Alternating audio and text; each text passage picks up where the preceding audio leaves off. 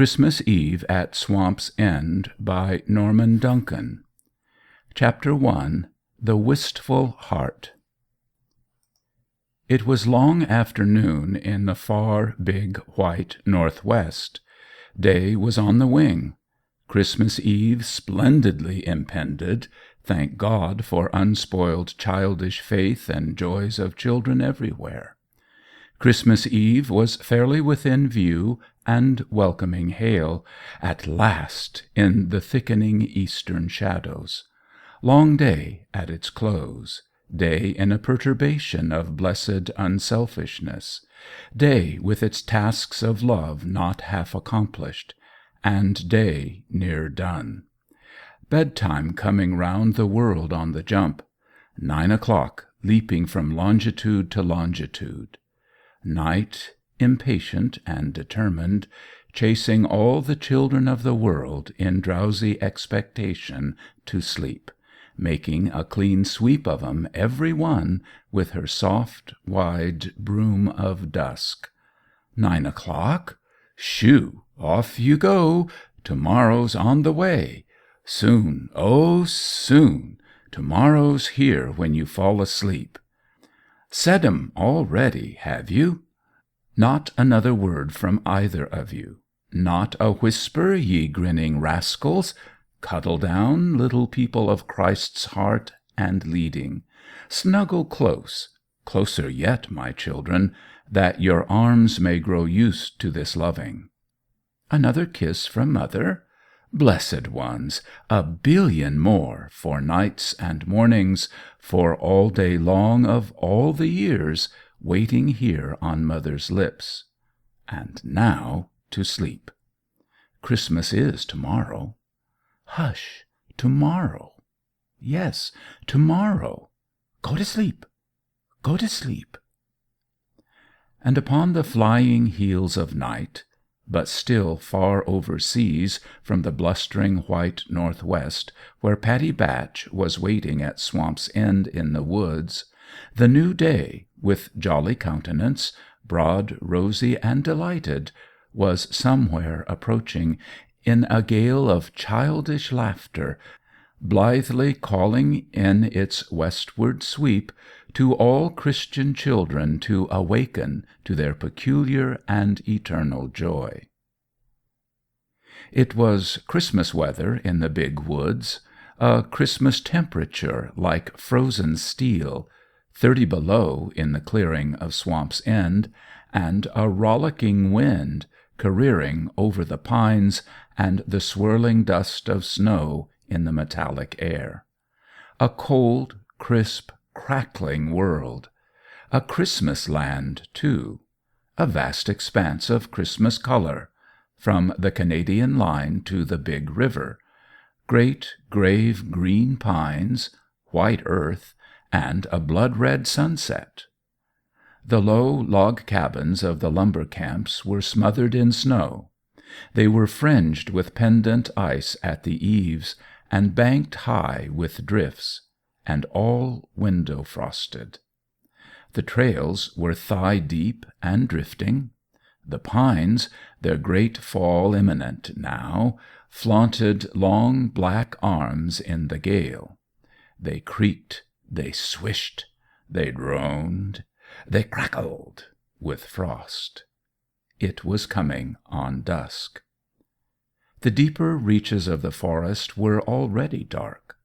Horses and teamsters, sawyers, road monkeys, axemen, swampers, punk hunters, and all, floundered from the bush, white with dry snow, icicled and frosted like a Christmas cake, to the roaring bunkhouse fires, to a voracious employment at the cook's long tables, and to an expanding festival jollity.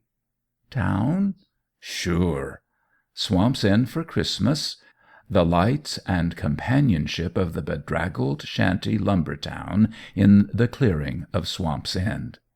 Swamp's End for Gingerbread Jenkins, Swamp's End for Billy the Beast, Swamp's End, and the roaring hilarity thereof for man and boy, straw boss and cookie of the lumberjacks. Presently the dim trails from the Cant Hook cutting, from the Bottle River camps, from Snook's Landing and the Yellowtail Works, poured the boys into town, a lusty, hilarious crew, like loosed schoolboys on a lark, giving over now to the only distractions, it seemed, and John Fairmeadow maintained it, which the great world provided in the forests. Pattie Batch might have been aware of this. The log shack was on the edge of town, had not the window panes been coated thick with Christmas frost. She might have heard rough laughter passing by. The Bottle River trail ran right past the door. Had not the big Christmas wind snored in the stove and fearsomely rattled the door, and shaken the cabin, and swept howling on. But she never in the world would have attended. Not in that emergency. She would not, for anything, have peeped out of the windows in perfectly proper curiosity to watch the Bottle River Jacks flounder into town. Not she. Pattie Batch was busy. Pattie Batch was so desperately employed that her swift little fingers demanded all the attention that the most alert, the brightest, the very most bewitching grey eyes in the whole wide world could bestow upon anything whatsoever. Christmas Eve, you see, day done. Something of soft fawn skin engaged her, it seemed, with white patches matched and arranged with marvellous exactitude. Something made for warmth in the wind, something of small fashion, but long and indubitably capacious, something with a hood. A little cloak, possibly? I don't know. But I am sure that it could envelop, that it could boil or roast, that it could fairly smother a baby. It was lined with golden brown, crackling silk, which Pattie Batch's mother had left in her trunk, upon her last departure, poor woman, from the sordid world of Swamp's End to regions which were now become in Pattie Batch's loving vision places of light.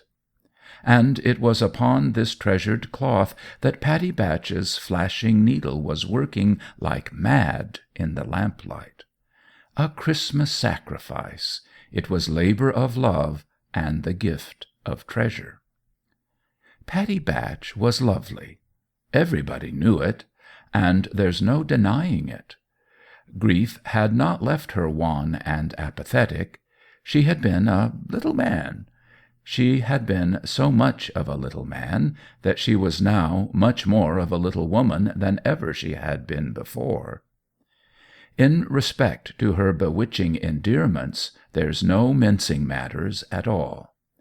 It would shame a man to hem and haw and qualify. She was adorable. Beauty of youth and heart of tenderness. A quaint little womanly child of 17. Gowned now in a black dress, long-skirted to be sure, of her mother's old-fashioned wearing.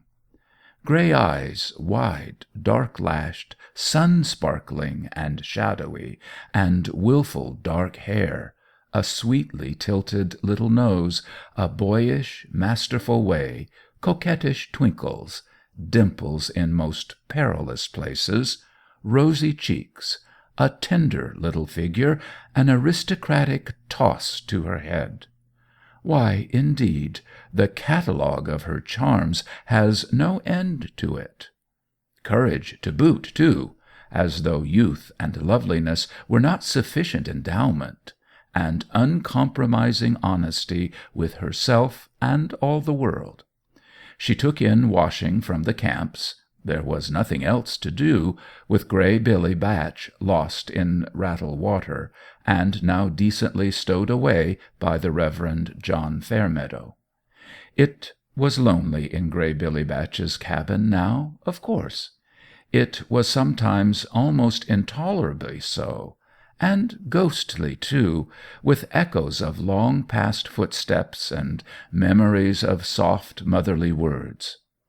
Patty Batch, however, a practical little person, knew, in her own mind, you must be informed, exactly how to still the haunting echoes and transform the memories into blessed companions of her busy, gentle solitude.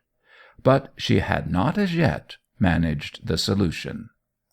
Patty Batch wanted a baby. Companionship, of course, would be a mere by-product of a baby's presence in the cabin. The real wealth and advantage would be a glowing satisfaction in the baby. At any rate, Patty Batch wanted one. She always had, and she simply couldn't help it.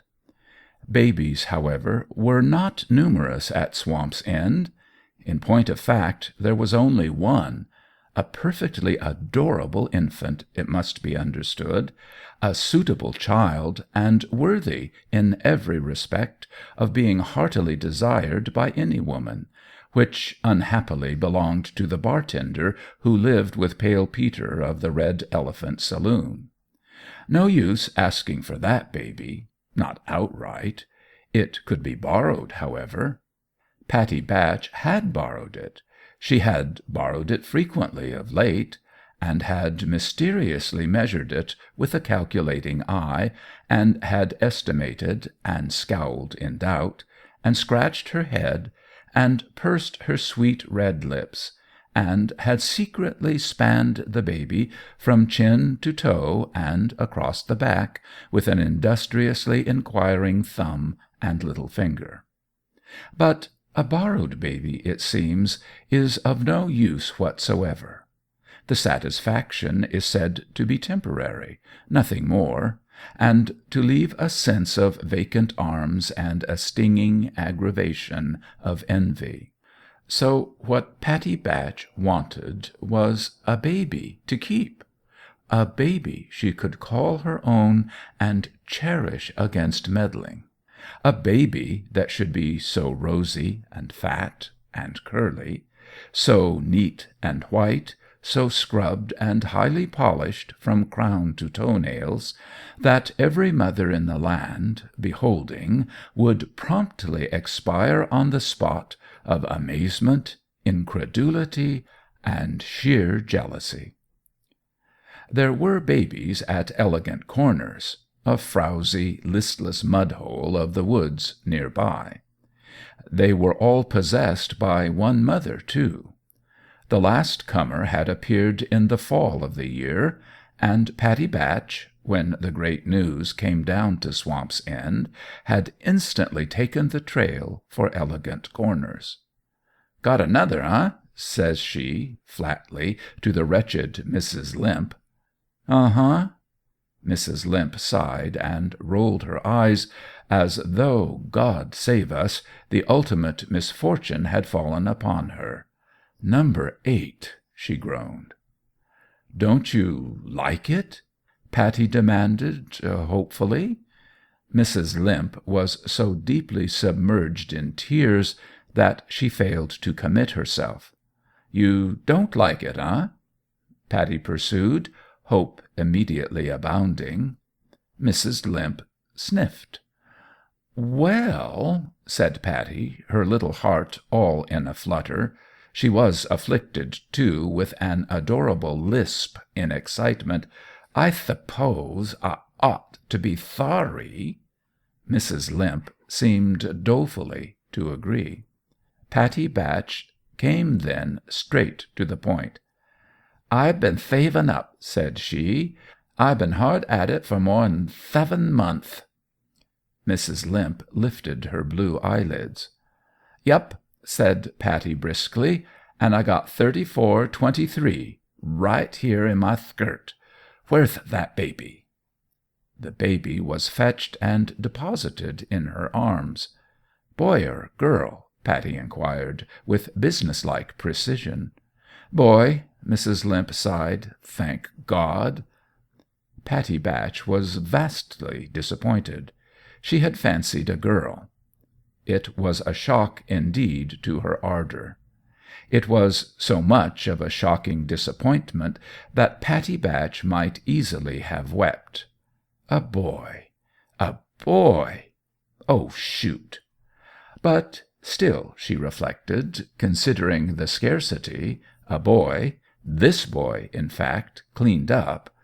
Patty Batch was all the time running the mottled infant over with sharply appraising eyes. Yes, the child had possibilities, unquestionably so, which soap and water might astonishingly improve.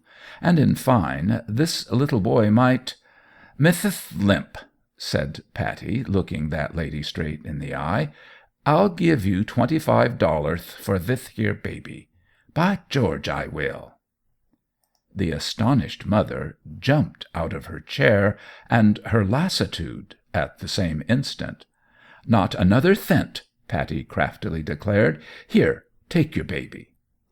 Mrs. Limp did not quite take the baby. That would be but a pale indication of the speed, directness, and outraged determination with which she acted. She snatched the baby away, with the precision of a brisk woodpecker after an escaping worm, and she hugged it until it howled for mercy, and she hushed it, and she crooned endearment, and she kissed the baby with such fervor and persistency that she saved its puckered face a washing. And then she turned, in a rage of indignation, in a storm of scorn, at a whirlwind of execration, upon poor little Patty Batch. But Patty Batch was gone. Discreet little Patty Batch didn't need to be told. Her little feet were already pattering over the trail to Swamp's End, and she was crying as she ran. But Patty Batch's wish for a baby went back to the very beginnings of things. Ask Gingerbread Jenkins. Gingerbread Jenkins knows. It was Gingerbread Jenkins who had found her long ago— Patty was little more than a baby herself then— on the Bottle River trail. And to Gingerbread Jenkins' astonishment, the child was lugging a gun into the woods. "Where you goin'?" says Gingerbread Jenkins. "Gunnin'." "Gunnin', eh? What for?" "Just gunnin'." "But what you gunnin' for?" "None o' your business," says saucy little Patty Batch. "It is my business," Gingerbread Jenkins declared, "and if you don't tell me what you're gunnin' for, I'll have you home in a jiffy." "Well," says Patty, "I'm a gunnin'." "What for?" "Storks," says Patty. "Goin' to kill 'em?" Gingerbread inquired. "No," says Patty. "What you gunnin' for?" "I'm goin' to wing a couple," says Patty, "and tame 'em." That was Patty Batch. End of Chapter 1. Chapter 2. A Gift Neglected. Well, well, there was only one baby at Swamp's End, and that baby Patty Batch had adopted. In her mind, of course, quite on the sly. Nobody could adopt Pale Peter's bartender's baby in any other way. And here was Christmas come again. Day gone beyond the last waving pines in a cold flush of red and gold. Christmas Eve here at last. Patty Batch's soft arms were still wanting. There were 1,000 kisses waiting on her tender lips for giving. Her voice was all attuned to crooning sweetest lullabies, but her heart was empty, save for a child of mist and wishes. It was dark now, but though the wind was still rollicking down, there was no snow blowing, and the shy stars were winking wide-eyed upon the busy world, and all the myriad mysteries it exhibited out of doors. The gift of silk and fawn skin was finished. A perfect gift, fashioned and accomplished with all the dexterity Patty Batch could employ. Just as if, she had determined, it was for my own baby. And Patty Batch, after an agitated glance at the clock, quickly shoed and cloaked and hooded her sweet and blooming little self, and she listened to the lusty wind, and she put a most adorable little nose out of doors to sense the frosty weather, and she fluttered about the warm room in search of her mittens, and then she turned down the lamp, chucked a log in the stove, put on the dampers like a prudent householder, and, having made quite sure that the door was latched, scampered off to town in vast and twittering delight with the nipping frost, with the roistering wind, the fluffy snow, the stars, the whole of God's clean world, and with herself too, and with the blessed night of the year. She was exceedingly cautious, and she was not observed, not for the smallest flash. The thing was accomplished in mystery.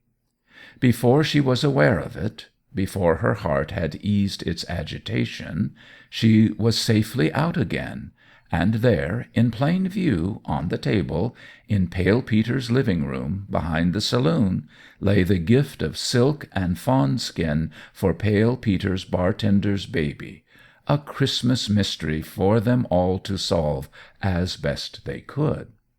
Pattie Batch peeked in at the window. "I wonder," she mused, if they'll ever in the world find out I done it." Presently Pale Peter's bartender came in. This was Charlie the Infidel. Pattie Batch rose on her cold little toes the better to observe. The frost exploded like pistol shots under her feet. She started. Really, the little mite began to feel, and rather exquisitely, like a thief in the night. There was another explosion of frost as she crept nearer her peek-hole in the glowing window. Whew! How deliciously mysterious it was!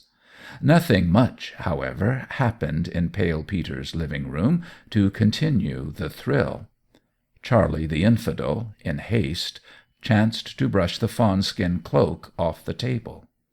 He paused impatiently to pick it up, and to fling it back in a heap, whereupon he pressed on to the bar. That wasn't very thrilling, you may be sure, but Charlie the Infidel, after all, was only a father, and Pattie Batch, her courage not at all diminished, still waited in the frosty shadow, quite absorbed in expectation. Entered then Mrs. Bartender, a blonde, bored, novel-reading little lady in splendid array. First of all, as Pattie Batch observed, she yawned. Secondly, she yawned again. And she was about to attempt the extraordinary feat of yawning a third time, and doubtless would have achieved it, when her washed blue eyes chanced to fall on the fawn-skin coat, with its lining of golden-brown silk shimmering in the lamplight. She picked it up, of course, in a bored sort of way, and she was positively on the very verge of being interested in it, when, would you believe it, she attacked the third yawn, or the third yawn attacked her, and however it was, the yawn was accomplished with such dexterity, such certainty, and with such satisfaction to the lady, that she quite forgot to look at the fawn-skin cloak again. "By George, she's tired!" Pattie Batch exclaimed to herself. Pattie Batch sighed. She sighed twice, in point of fact, the second sigh, a great long one, discovering itself somewhere very deep within, and then she went home, disconsolate. End of Chapter 2. Chapter 3. The Making of a Man.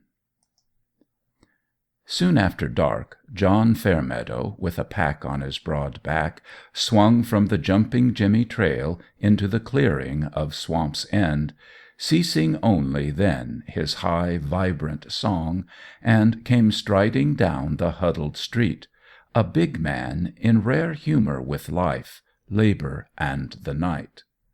A shadow, not John Fairmeadow's shadow, was in cautious pursuit. But of this dark, secret follower John Fairmeadow was not aware. Near the Café of Egyptian Delights he stumbled. The pursuing shadow gasped, and John Fairmeadow was so mightily exercised for his pack that he ejaculated in a fashion most unministerial, but recovered his footing with a jerk, and doubtless near turned pale with apprehension. But the pack was safe, the delicate contents, whatever they were, quite undisturbed. John Fairmeadow gently adjusted the pack, stamped the snow from his soles as a precautionary measure, wiped the frost from his brows and eyelids in the same cautious wisdom, and, still followed by the shadow, strode on, but with infinitely more care. At the Red Elephant, Pale Peter's glowing saloon, he turned in. The bar, as always in these days, gave the young apostle to those unrighteous parts a roaring welcome.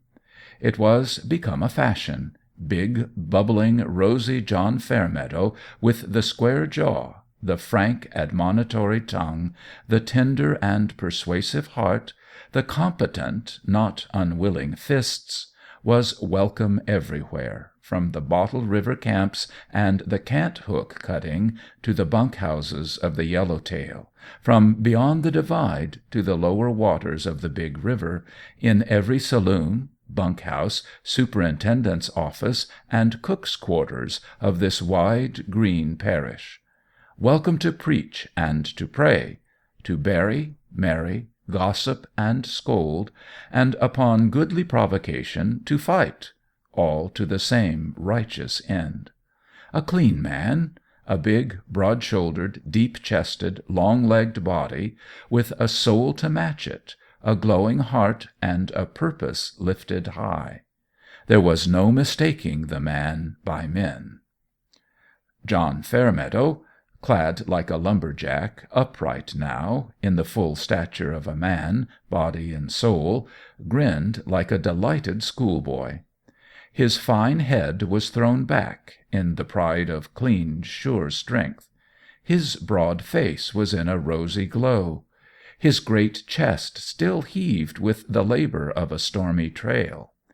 His grey eyes flashed and twinkled in the soft light of Pale Peter's many lamps. Twinkled? And with merriment? In that long, stifling, roaring, smoky, fume-laden room? For a moment, then closed, a bit worn and melancholy too, but presently, with reviving faith to urge them, opened wide and heartily, and began to twinkle again. The bar was in festive array. Christmas greens, red berries, ribbons, tissue paper, and gleaming tin-foil, flash of mirrors, bright colour, branches of pine, cedar, and spruce from the big balsamic woods. It was crowded with lumberjacks, great fellows from the forest, big of body and passion, here gathered in celebration of the festival. John Fairmeadow, getting all at once and vigorously under way, shouted "Merry Christmas, boys!" and "Hello, Charlie!" to the bartender, and he shook hands with Pale Peter, slapped Billy the Beast on the back, roared a greeting to Gingerbread Jenkins, exclaimed "Merry Christmas!" with the speed and detonation of a Gatling gun, inquired after Butcher Long's brood of kids in the east, and cried "Hello, old man!" and "What's the good word from Yellowtail?" and "How'd you do?" and "Glad to see ya!" and everywhere shook hands and clapped backs, carefully preserving, however, his own back from being slapped, and devoutly ejaculated, "God bless you, men! A Merry Christmas to you all and every one!" and eventually disappeared in the direction of Pale Peter's living quarters, leaving an uproar of genial delight behind him. John Fairmeadow's shadow, however, unable to enter the bar of the Red Elephant, waited in seclusion across the windy street. Mrs. Bartender was still yawning as John Fairmeadow entered upon her ennui. But when the big minister, exercising the softest sort of caution, slipped off his gigantic pack and deposited it with exquisitely delicate care and a face of deep concern on the table, she opened her faded eyes with interested curiosity. And as for the contents of the pack, there's no more concealing them. The article must now be declared and produced. It was a baby. Of course it was a baby. The thing has been obvious all along. John Fairmeadow's foundling, left in a basket at the threshold of his temporary lodging-room at Big Rapids that very morning, first to John Fairmeadow's consternation, and then to his gleeful delight. As for the baby itself, it was presently unswathed. It is quite beyond me to describe its excellence of appearance and conduct. John Fairmeadow himself couldn't make the attempt and escape annihilation. It was a real and regular baby, however. One might suggest, in inadequate description, that it was a plump baby. One might add that it was a lusty baby. It had hair. It had a pucker of amazement. Its eyes, 2 of them, were properly disposed in its head. Its hands were of what are called rose-leaf dimensions. It had, apparently, a fixed habit of squirming. It had no teeth. Evidently a healthy baby. A baby that any mother might be proud of, doubtless a marvel of infantile perfection in every respect. I should not venture to dispute such an assertion, nor would John Fairmeadow, nor any other bold gentleman of Swamp's End and Elegant Corners. Not in these later days. Mrs. Bartender, of course, lifted her languid white hands in uttermost astonishment. "There!" John Fairmeadow exploded, looking round like a showman. "What do you think of that, eh?" "But, Mr. Fairmeadow," the poor lady stammered, "what have you brought it here for?" "Why not?" John Fairmeadow demanded. "Why not, indeed? It's perfectly polite." "What am I to do with it?" "Oh, it isn't intoxicated, my good woman," John Fairmeadow ran on, in great wrath, "and it's never been in jail."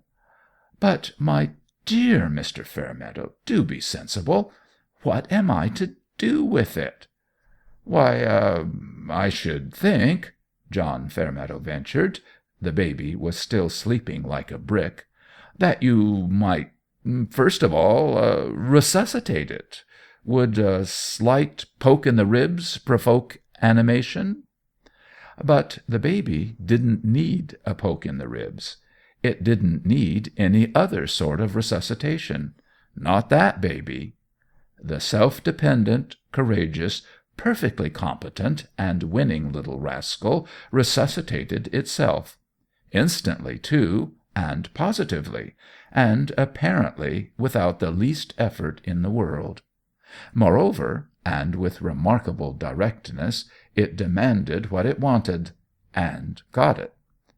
And having been nourished to its satisfaction from young Master Bartender's silver-mounted bottle, which John Fairmeadow then secretly slipped into his pocket, and having yawned in a fashion so tremendous that Mrs. Bartender herself could never hope to equal that infinite expression of boredom, and having smiled, and having wriggled, and having giggled, and cooed, and actually attempted, to get its great toe in its mouth without extraneous assistance of any sort whatsoever, even without the slightest suggestion that such a thing would be an amazingly engaging trick in a baby of its age and degree, It burst into a gurgle of glee so wondrously genuine and infectious that poor, bored Mrs. Bartender herself was quite unable to resist it, and promptly and publicly and finally committed herself to the assertion that the baby was a dear, wherever it came from. John Fairmeadow snatched it from the table, and was about to make off with it when Mrs. Bartender interposed. "My dear Mr. Fairmeadow," said she, "that child will simply catch its death of cold." There was something handy, however, something of silk and fawn skin, and with this, enveloping the baby, John Fairmeadow swung in a roar with it to the bar, and held it aloft in all that seething wickedness, pure symbol of the blessed Christmas festival. And there was a sensation, of course, a sensation beginning in vociferous ejaculations, but presently failing to a buzz of conjecture. There were questions to follow, to which John Fairmeadow answered that he had found the baby, that the baby was nobody's baby, that the baby was his baby by right of finders keepers, that the baby was everybody's baby, and that the baby would presently be somebody's much-loved baby. That he'd vouch for. The baby, now resting content in John Fairmeadow's arms, was diffidently approached and examined. Gingerbread Jenkins poked a finger at it, and said, in a voice of the most inimical description, "Get out!" without disturbing the baby's serene equanimity in the slightest. Young Billy Lush, charging his soft boyish voice with all the horrifying intent he could muster, threatened to catch the baby, as though bent upon devouring it on the spot. But the baby only chuckled with delight. Billy the Beast incautiously approached a finger near the baby's stout abdomen, and the baby, with a perfectly fearless glance into the very depths of the beast's frowsy beard, clutched the finger and smiled like an angel. Long Butcher Long attempted to tweak the baby's nose, but the effort was a ridiculous failure, practised so clumsily on an object so small, and the only effect was to cause the baby to achieve a tremendous wriggle and a loud scream of laughter. These experiments were variously repeated, but all with the same cherubic result. The baby conducted itself with admirable self-possession and courage, as though, indeed, it had been used every hour of its life to the company of riotous lumberjacks in town. The inevitable happened, of course. Billy the Beast, whose pocket was smoking with his wages, proposed the baby's health, and there was an uproarious rush for the bar. "Just a minute, boys," John Fairmeadow drawled. It was an awkward moment, but the Jacks were by this time used to being bidden by this man, who was a man, and the rush was forthwith halted. "Just a minute, boys," John Fairmeadow repeated, "for your minister." The baby was then held aloft in John Fairmeadow's big, kind, sensitive hands, and from this safe perch softly smiled upon the crowd of flushed and bearded faces all round about. "Boys," John Fairmeadow drawled significantly, "this is the only sort of church we have in these woods." There was a laughing stir and shuffling, but presently a tolerant silence fell, in obedience to the custom John Fairmeadow had established, and caps came off, and pipes were smothered. "A little away from the bar, please," the big preacher suggested. Pale Peter nodded to Charlie the Infidel, and the clink of glasses ceased, and the bottles were left in peace, and the hands of the bartender rested. "Now, boys," said John Fairmeadow, letting the foundling fall softly into his arms, "I'm not going to preach to you to-night, though God knows you need it. I'm just going to pray for the baby." "Dear Father of us all wilful children of the Vale," he began at once, lifting a placid, believing face above the smiling child in his arms, "we ask thy guardianship of this child. In us is no perfect counsel for him, nor any help whatsoever that he may surely apprehend. In thine acceptable wisdom thou settest thy little ones in a world where presently only thou canst teach them. Teach thou then this little one. Thou alone knowest the right path for a little boy's inquiring feet. Lead then this little boy. Thou alone art saving helper to an adventuring lad. Help then this lad. Thou alone art all-perceiving and persuasive, alone art truth-teller to a bewildered youth and good example in his wondering sight. Be then good example and teller of truth to this youth. Thou alone art in the fashioning ways of thine own world a maker of men. Make then of this little child a man. We ask no easy path for him, no unmanly way, no indulgent tempering of the winds. We pray for no riches, for no great deeds of his doing, for no ease at all, nor any satisfaction. We ask of thee in his behalf good manhood. Lead him where true men must go. Lead him where they learn the all of life. Lead him where they level down and build again. Lead him where in righteous strength his hands may lift the fallen. Lead him where in anger he may strike. Lead him where his tears may fall. Lead him where his heart may find a pure desire. O Almighty God, lover of children, Father of us all alike, make of this child, in the measure of his service and in the stature of his soul, a man. Amen. Amen, indeed. End of Chapter 3. Chapter 4. Christmas Eve at Swamp's End. As for poor little Pattie Batch, all this while she sat alone, a doleful heart, in the shack at the edge of the big black woods, quite unaware of the momentous advent of a Christmas baby at Swamp's End.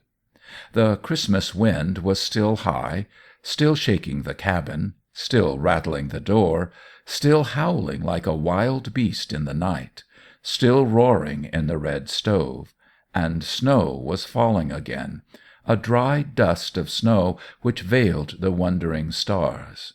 It was no longer a jolly, rollicking Christmas wind.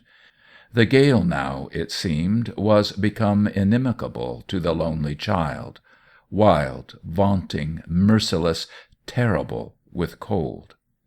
Pattie Batch, disconsolate, sighed more often than a tender heart could bear to sanction in a child, and found swift visions in the glowing coals, though no enlivening tableau.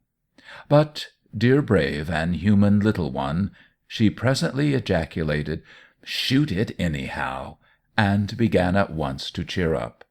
And she was comfortably toasting her shins in a placid delusion of stormy, mile-wide privacy, her mother's old-fashioned, long black skirt drawn up from her dainty toes, of which, of course, the eminent John Fairmeadow was never permitted to be aware, when, all at once, and clamouring above the old wind's howling, there was a tremendous knocking at the door.